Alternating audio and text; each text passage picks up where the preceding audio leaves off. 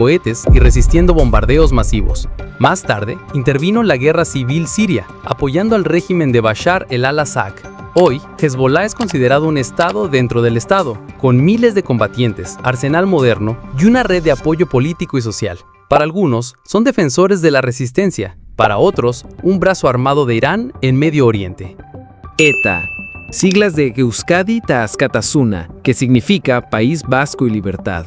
ETA nació en 1959 como un movimiento cultural de jóvenes que querían preservar la identidad vasca durante la dictadura de Franco, pero pronto se radicalizó. Pasó de la cultura a la violencia armada, buscando la independencia del País Vasco mediante atentados, secuestros y asesinatos. Durante décadas, ETA sembró terror en España, colocó coches bomba en ciudades como Madrid y Barcelona, asesinó a políticos, policías y civiles, y extorsionó a empresarios con el llamado impuesto revolucionario. En total, más de 800 personas murieron a causa de sus ataques. ETA fue reconocida como organización terrorista por España, la Unión Europea y Estados Unidos, y aunque durante años intentó negociar altos al fuego, siempre regresaba a la violencia, hasta que finalmente, en 2011, anunció el cese definitivo de sus actividades armadas y en 2018 su disolución total. FARC. En América Latina, la guerrilla más grande y poderosa de la región nació en 1964. Se hacían llamar Fuerzas Armadas Revolucionarias de Colombia, pero el mundo los conoció simplemente como las FARC. Las FARC surgieron de pequeños grupos de campesinos armados en las montañas de Colombia, inspirados por el comunismo y la Revolución cubana. Su objetivo era claro: una revolución marxista que diera tierra y poder al pueblo. Pero con el tiempo, su lucha se transformó en una guerra sucia que duró más de 50 años. Las FARC financiaron sus operaciones con secuestros, extorsiones y más tarde con el narcotráfico. Miles de personas fueron secuestradas en carreteras, incluso figuras públicas como la candidata presidencial Ingrid Betancourt en 2002. Al mismo tiempo, colocaron bombas en ciudades, atacaron bases militares y desplazaron a comunidades enteras. En su apogeo, llegaron a tener más de 35.000 combatientes y controlar grandes extensiones rurales. Pero, tras años de presión militar y negociaciones, en 2016 firmaron un acuerdo de paz con el gobierno colombiano. La mayoría de sus miembros depusieron las armas y se convirtieron en partido político, aunque aún existen disidencias que continúan en el narcotráfico y la violencia. PKK, Partido de los Trabajadores del Kurdistán.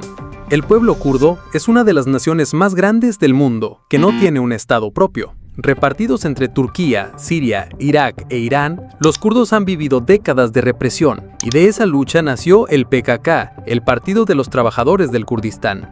El PKK fue fundado en 1978 por Abdullah Öcalan, inspirado en el marxismo-leninismo. Su objetivo inicial era crear un estado kurdo independiente, pero en 1984 lanzaron una guerra de guerrillas contra Turquía que se convirtió en un conflicto sangriento que duró más de 3 décadas. El conflicto dejó más de 40.000 muertos entre civiles, guerrilleros y militares. Ataques con bombas, asesinatos y enfrentamientos en las montañas convirtieron el sureste de Turquía en un campo de batalla. Abdullah Öcalan, el líder del PKK, lleva más de 20 años encarcelado en una isla prisión en Turquía y aún así sigue siendo considerado por muchos kurdos como el guía espiritual del movimiento. Sendero Luminoso.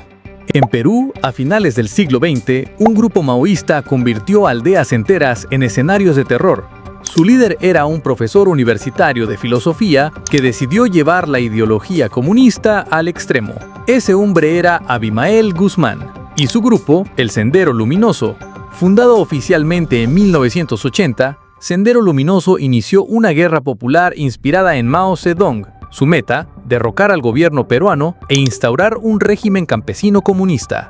Pero su método fue brutal: asesinatos, masacres, coches bomba, decapitaciones, incluso contra campesinos que se negaban a apoyarlos. Se calcula que Sendero Luminoso fue responsable de entre 12.000 y 30.000 muertes durante 2 décadas de conflicto. Una de las masacres más recordadas ocurrió en 1983 en Lucanamarca, donde asesinaron a más de 60 campesinos, incluidos niños y ancianos. En su apogeo, llegaron a controlar territorios en la Sierra Central y la selva, pero su caída comenzó en 1992, cuando Guzmán fue capturado en Lima. Desde entonces, el grupo se fragmentó en pequeñas facciones, algunas vinculadas al narcotráfico, como el llamado militarizado Partido Comunista del Perú. Al-Shabaab.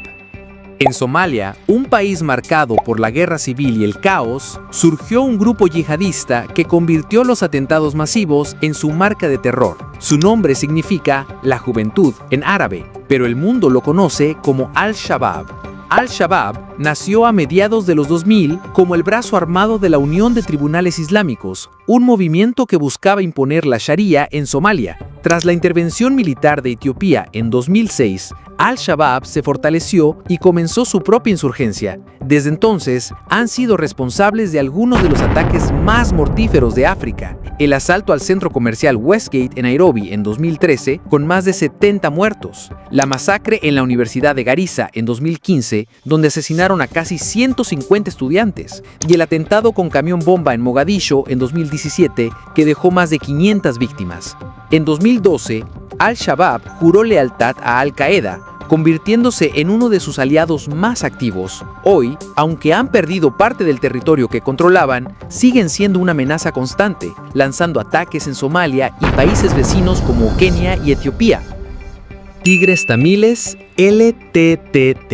En Sri Lanka, una guerra civil de más de 25 años enfrentó al gobierno con uno de los grupos separatistas más violentos y disciplinados del mundo. Su nombre, Tigres de Liberación del Elam Tamil, o simplemente Tigres Tamiles.